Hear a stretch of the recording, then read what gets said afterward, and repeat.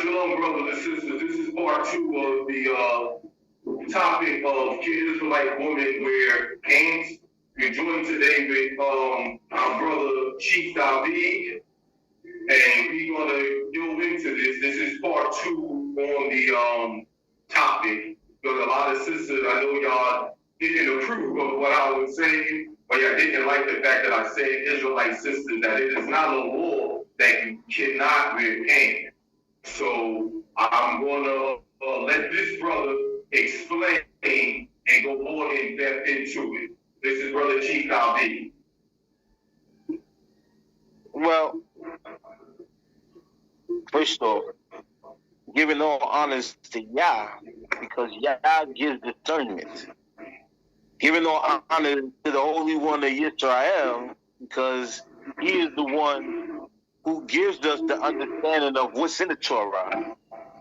And one of the things, was spoken about is in Torah, people will say, well, that's not in the Torah, that's not law.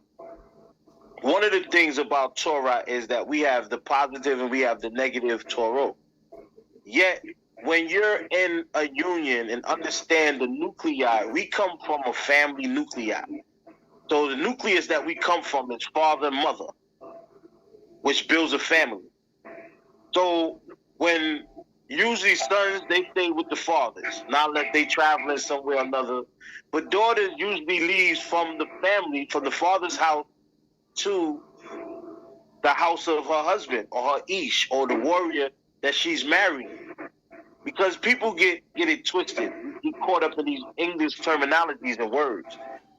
But ish is man, or even the word for Adam, mankind.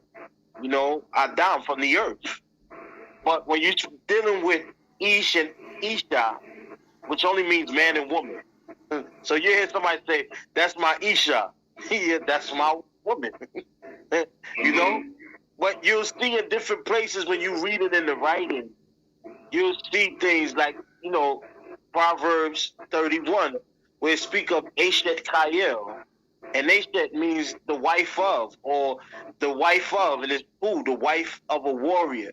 So people say it's a virtuous woman. Yeah, that's not what it says. It says the wife, Eshet Kayel, which is the wife of a warrior, which lets you know that a man in his stature is a warrior before the Most High. So when you look at these terminologies, and when you really get into the studies of learning Ivri or Hebrew, you begin to fully get a better understanding of when you read a verse or when you read a paragraph in the Torah, So even in that stance where it speak about the woman shall not wear that which pertaineth unto a man, neither shall a man put on a woman's garment. For all that do so are an abomination unto Yehovah thy Elohim.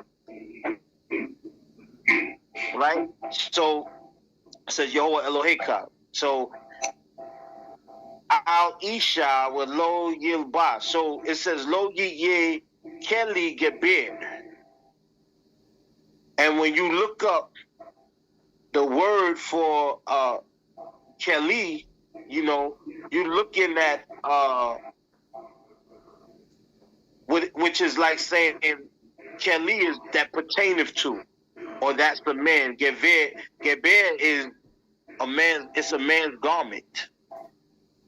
So in the Hebrew, that you can say, they say, oh, miknasayim. In Hebrew, the word for miknasayim or breeches, people get caught up on that. Yet it lets you know about a similar. So a man is not going to put on a woman's garment. So women have a particular thing that's made for women. Me as a man, like how you see today, and you see entertainers in them, and they got on a dress that got ruffles in it. First of all, you're not Irish, so you're not wearing a kilt. They got you on a short dress, and they got you wearing ruffles like the way women wear it. These are the things that Torah is talking about. When you see a woman in certain attire, that was made curvy, tight to the head, tight to the waist. That's something that's made for a woman. That ain't something that's made for a man. So you have what is considered a beged or ketonet that are made with a ketonet is a small garment than a beged. A beged is more of a robe, or it is say me'il, a coat. So when you look at these Hebrew words, you have to, when you delve deep into it, you'll realize that there were garments that pertain to a woman, and there are garments that pertain to a man. And even today, even if a woman is going, like they made apple bottoms to fit women. Apple bottoms were made, a pants that was made to fit the curve of a woman. Now, as a man, I'm not going to put on no apple bottom. I'm not going to the store to buy no apple bottom. And you can tell me all you like that miknasayim belong to a man, yet these are made for a woman.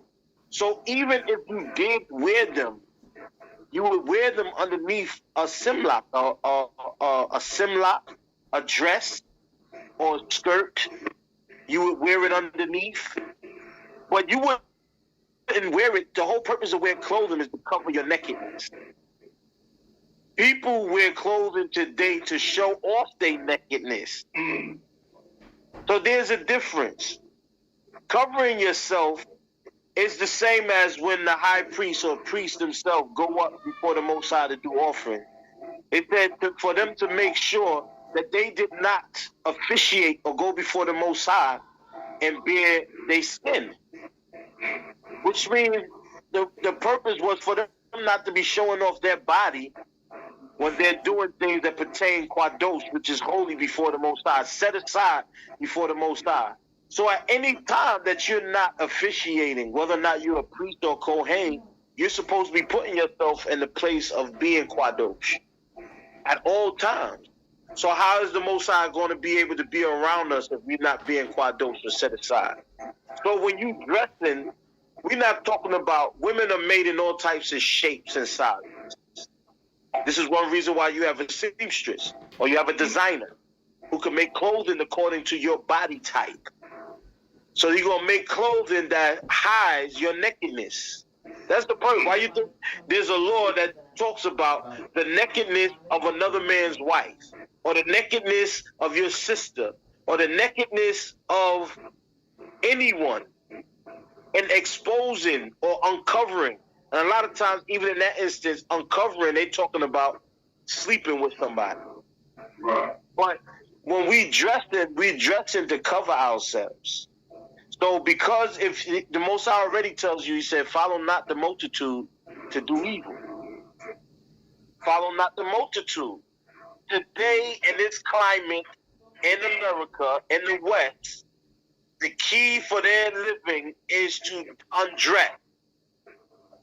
They do not put clothing on to be dressed. They put clothing on to reveal. So if you're a married woman, there's no way that you're trying to reveal yourself for another man. You're not putting on clothing for you to reveal your skin for another man to even want to argue or be googly eyes at you. So the purpose of wearing a simla. So say you wear, I'm not gonna wear what they call those joints, yoga pants. Yeah. I'm not gonna wear yoga pants. But at the same time, if you're a woman that's an Eshet Kayil, or you are Yisrael, or consider yourself to be a daughter of Sarah, you're not gonna want your yogi bearers to be seen. So You're does gonna that want to be mean, covered. because you got some sisters who was, saying to me that, wearing a dress that's Torah, pants is not. It's in the law, which is not written. But there's certain dresses, as we would have before, that you can still wear a dress, and by the standards of the Torah, it still will not be right because it's tight on you, it's revealing your figure, and it's still showing off your shape. What do you think about that? That right there is how they call there's a portion in the book of Job where Job, going through his situation, Job says that he has never looked at another man's wife in any kind of way. So if you're a woman who's a shapely woman, and women come in all sizes, small waist, big cardio, a big push bottom, or they behind it is big or round. Men are attracted to women. If you're a woman that's single, a man is going to be attracted. A righteous man is going to be attracted to a single woman. Regardless of how you may look at it, he's going to be attracted to a woman that's single. I'm not going to be attracted to a woman that's married to a man. I have no business even looking at her. I don't have no business even having a thought to want to look at her because she belongs to another man. Wow. So if you're going to be walking around men and you're revealing, so when you bend down, there was a thing when we was growing up, and the mothers will always tell the daughters that if you're going to pick something up off of the ground or you're going to pick something up, to squat and pick it up, but you would never just straightly bend over. Why? Because you are exposing your behind for anybody that's behind you to look at you. So they would tell them to squat and pick up what they're going to pick up and then get up. Why? Because there's etiquettes to these things. These things prevent a lot. But in today's climate, they tell you that you should be able to wear anything. The clothing that whores wear. Would whores' clothing be an abomination? Yes. There are clothing that whores wear. Right. So, how do you know that a person or one is a whore? You know that one is a whore by what? By the clothing that they wear. Yes. So, and then people like to always go to Yehuda, when Yehuda was going through them losing both of his sons, and he was away from his family, and he went out looking for a woman to just go lay with. And it says that his daughter-in-law, placed herself to where he could see her. But at the same time, she was covered up, so he couldn't have seen her. So he's blind from the yayin, and he's thinking that she's a whore, but she says yes, and he turned into her. He didn't see her face or nothing because she was wearing a veil. Right. He didn't know who she was. He did his due, and she said he made an agreement, left his signet, left his sash, and left his staff, which is three things that you would know Yehuda by. So his agreement was he's supposed to bring her back something to pay her. But then when the man went back, his friend, to go pay her, they said, yo, He said there was a whore here. There ain't no whore was here. There was no whore here. So she appeared out of nowhere, just like the Malakim that appeared, the one that appeared before Yosef when his Abba sent him to go and check his brothers. Wow. And he appeared. So you have these instances and situations when you read and when you study that you have to really examine the situation, you know, at hand. So even when it comes to wearing pants and making a sign, like I tell people, if you look toward the east and you look at the sisters, even though they might have miknasayim on, their miknasayim is made a certain way. Their miknasayim, their pants are not made that a man is gonna wear. They're made, and then on top of their pants, they have a simla or dress, yes, so that you know that that's a woman. Why? Because her nakedness. So even if she's not gonna have her dress dragging on the floor, and she have miknasayim underneath it, it was made. There's a design that's on it. For the design that's on it, you know that that's the woman's garment. You're not gonna wear that.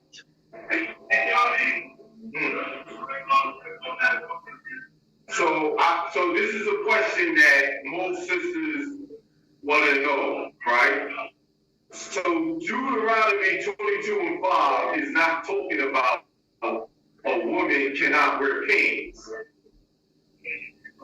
No, what it says is what it says in Deuteronomy 22.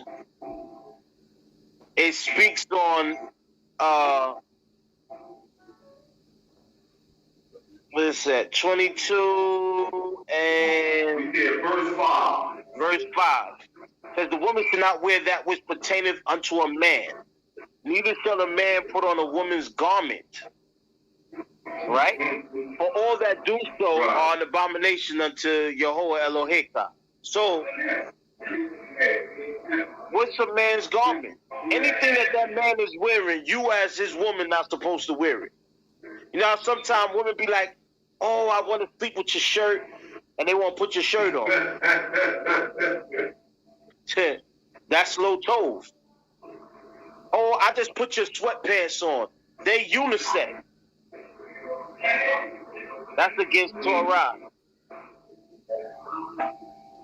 Anything that is your man, anything that pertains to him, his tools, that pertains to a man. You're not supposed to pick them up. His sword. He could be a what they call a journeyman. And here you go picking up his tools. No, get your own tools. Those are his tools. Anything that pertains to the man is supposed to be separated from you. And anything that's yours as a woman, he can't put on. These are the things that, this is what makes them abomination. You know why it makes an abomination? Because you're wearing his garments, and they're assuming that you, when they see his garments, what do you see first before you see the person? You see their garment. Right. So if you got on his garment, you got on his head wrap, you got on his boots, his shoes, it don't matter if y'all the same size. But if you put on anything that he is made for him, or that's his goblet, his cup, you can't drink from his cup.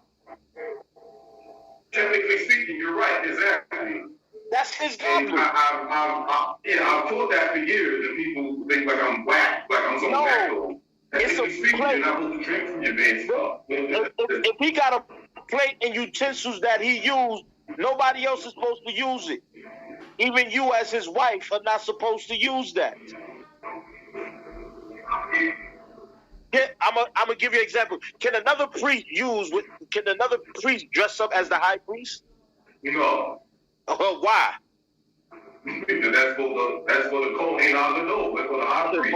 And it's only one Kohen Haggadol. There's only one Kohen Haggadol. The rest of them is Kohen until they position for them to take the position of Kohen Haggadol.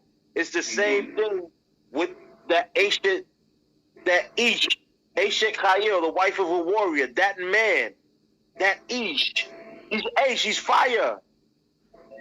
He's fire.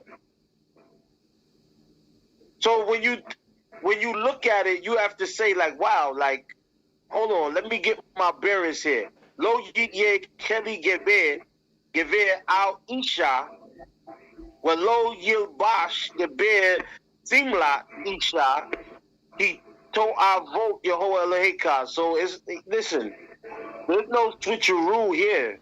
We don't do the switcheroo. Right. Because I've taught and I've told brothers over the years is that they only take Deuteronomy 22:5 and say, oh, look, a woman can't wear pants. And I always stop brothers and say, hold on. You can't say, well, pants is something for a man and not a woman. Time out. Because men wore turbans, so did women. Men wore robes, so did women. Men wore girdles, so did women. Even when it comes to meet nase, which are the preachers, women wore that too, up under their robes. So it's like brothers would take that and would say, well, a sister can't do this, but as you broke down perfectly, there's other things that a woman can't do that cannot do with the utensils of a man. That's like in that part, it don't say ish. It don't use the word ish. It used the word gaver. So gaver is the word used for strong man or warrior. Brother, I've been telling them the word gaver because if you read verse 13, you will see the word ish is used just for a man. But in verse 5, the word gaver is used as strong man or warrior. Warrior. So they don't even understand it in Hebrew. Yes. So what you giving is the weapons of a warrior. Exactly. So this is not no weak man. So you don't have no business putting on his girdle. You don't have no business putting on his headgear. You don't have no business putting on his shirt. This is to put a distinction that this is not no ordinary man.